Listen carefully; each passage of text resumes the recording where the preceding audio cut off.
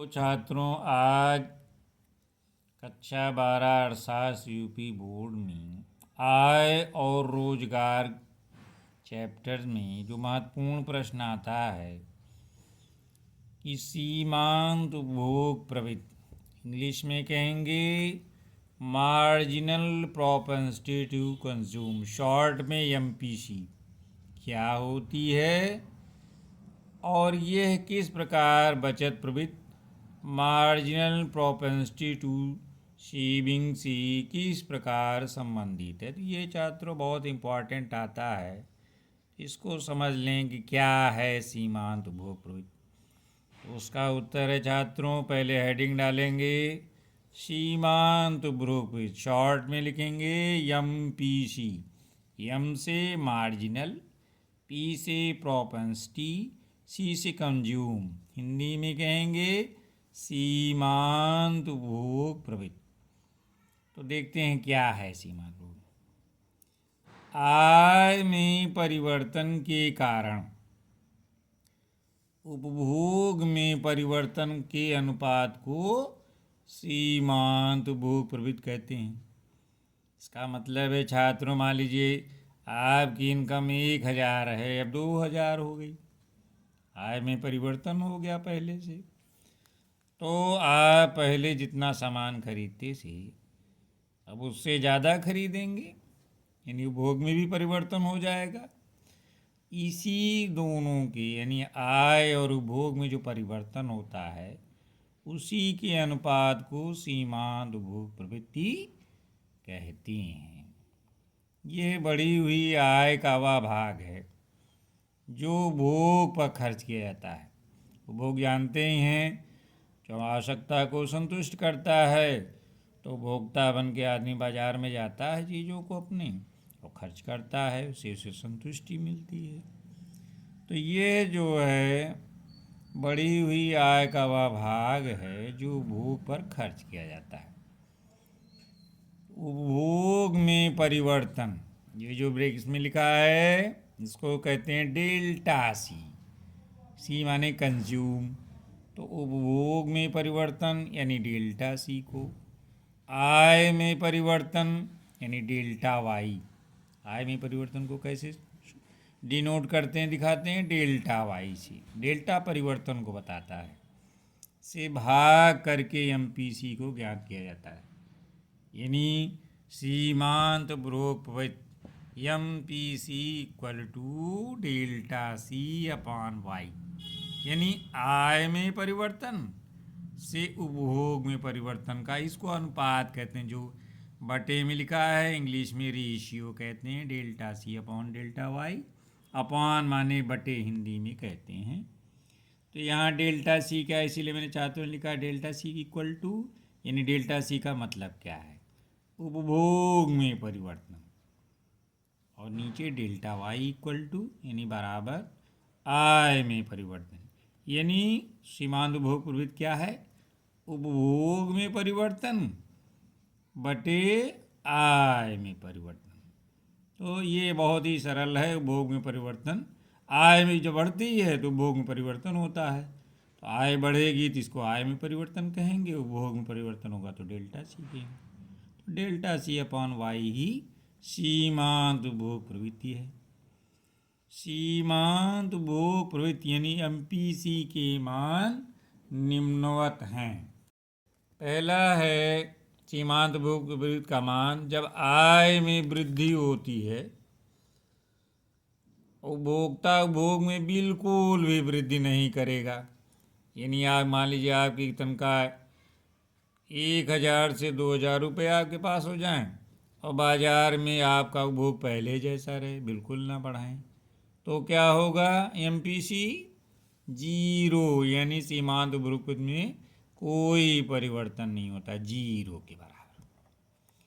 दूसरी स्थिति ये बनती है छात्रों कि अगर आय में वृद्धि होने पर, आय बढ़ गई आपकी 1 से 2000, अब आय जब उसके बाद आप आय में होने वाली सारी वृद्धि, कितनी वृद्धि हुई, अगर 1000 थे पहले आपके पास इनकम, अब 2000 हो गई, यानी जो बढ़ा हुआ 1000 है उसको जा कर के पूरा मार्केट में खर्च कर दिए, यानी जितना आय बढ़ी उतना ही आप खरीदारी पे खर्च कर दिए। तब क्या होगा इस स्थिति में छात्रों? MPC मार्जिनल प्रोपेंसिटी सीमांत भुगत 1 के बराबर हो जाएगी। यानी बिल्कुल नहीं खर्च करते तो 0 रहेगा, बढ़ी हुई आय पूरा पूरा खर्च कर दिए तो सीमांत भुगत 1 के बराबर है।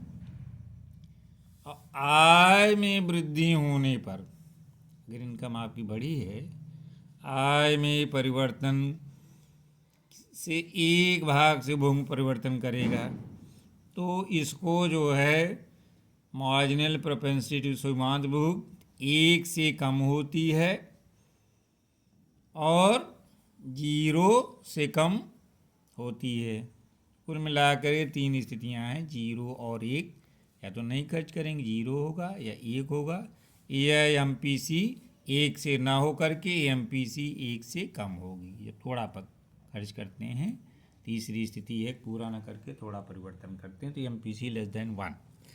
नेक्स्ट है, इसी से संबंधित है कि सीमांत बचत प्रवृत्ति सीमांत उपभोग प्रवृत्ति से किस प्रकार संबंधित है। तो पहले छात्रों से ये समझें कि सीमांत बचत प्रवृत्ति है क्या। इसको क्या कहेंगे इंग्लिश में? Marginal propensity to save.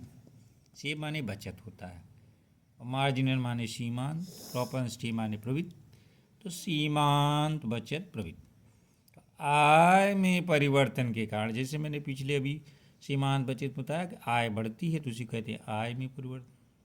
तो आय में परिवर्तन के कारण बचत में परिवर्तन के अनुपात को सीमांत बचत प्रवृत्ति कहते हैं।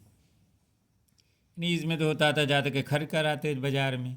अब इसमें क्या है कि जितना आय बढ़ी तो उसका कुछ हिस्सा हम बचाते भी हैं, हर बुद्धिमान व्यक्ति बचाता है। तो ये जो बचत करते हैं हम,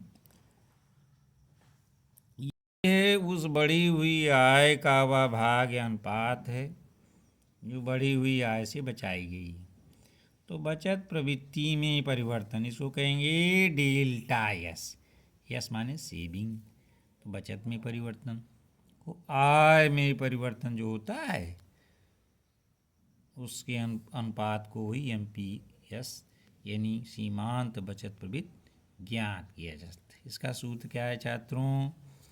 MPS equal to delta s upon y. अब ये वाई क्या है? आय में परिवर्तन है, और डेल्टा एस क्या है? ये बचत में परिवर्तन है। यानी जैसे 1,000 कमाते थे, 2,000 हमारी इनकम हो गई, आय में परिवर्तन 1,000 रुपये हुआ। अब पहले हम अब 1,000 में मैं 200 बचाते थे, जब 500 बचाने लगे, ये बचत में परिवर्तन हुआ।